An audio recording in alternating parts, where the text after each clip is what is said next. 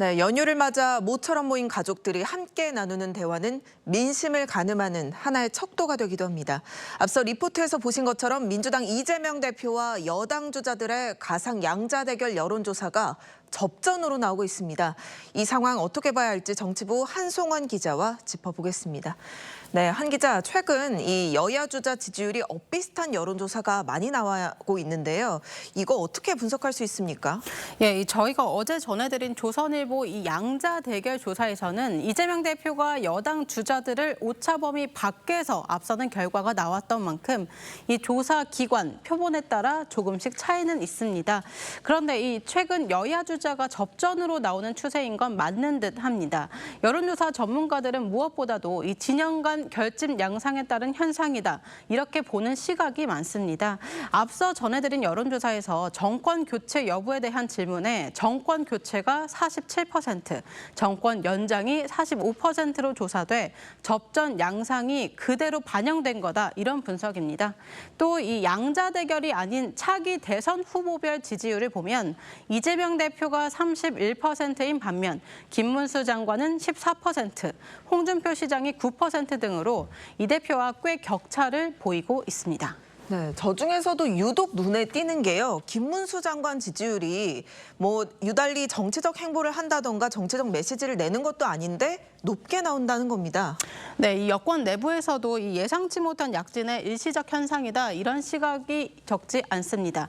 윤 대통령의 탄핵에 반대하는 보수 진영 내 강성 지지층이 이 김 장관 지지로 몰렸기 때문이다. 이런 분석인데요.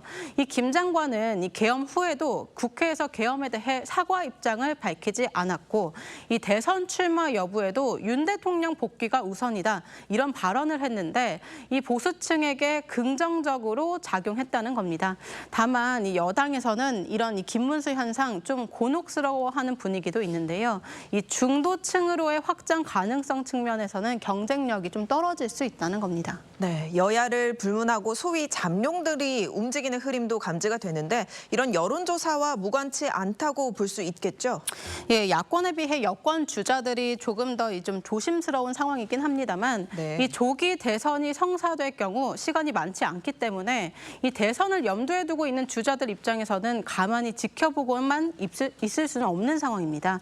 이 비명계인 임종석 전 실장 또 이 김경수 전 경남지사가 이 친명 색깔로는 과반 국민 신뢰 얻기 어렵다.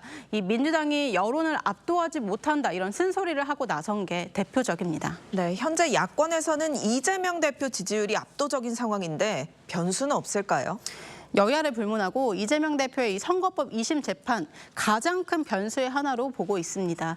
이르면 3월 중으로 2심 결과가 나올 것으로 보이는데 1심에서 피선거권 박탈형을 선고받은 만큼 2심 결과에 따라 민주당 내 이 야권 주자 지지율 역시 변동기를 거칠 가능성이 있습니다. 네, 어제 오늘 진행 중인 이 윤석열 대통령에 대한 구속 연장 문제는 지지율 흐름에 영향을 줄 수 있을까요?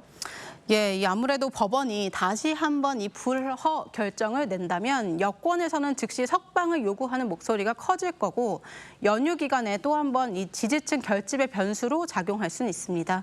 이 검찰이 기소할 경우에도 또 다른 여론 흐름도 나타날 수 있습니다. 지금은 조기 대선이 결정되지 않은 상황이기 때문에 여야 어느 쪽이든 후보 선택을 유보한 표심들이 많은 상황입니다. 윤 대통령이 탄핵 심판이 이 마무리되고 실제 대선이 확정될 경우 각 주자들의 민심은 다시 한번 조정기를 겪을 가능성이 큽니다. 네, 설 연휴 민심 흐름 어떻게 요동칠지 유심히 지켜봐야겠습니다. 한 기자 잘 들었습니다.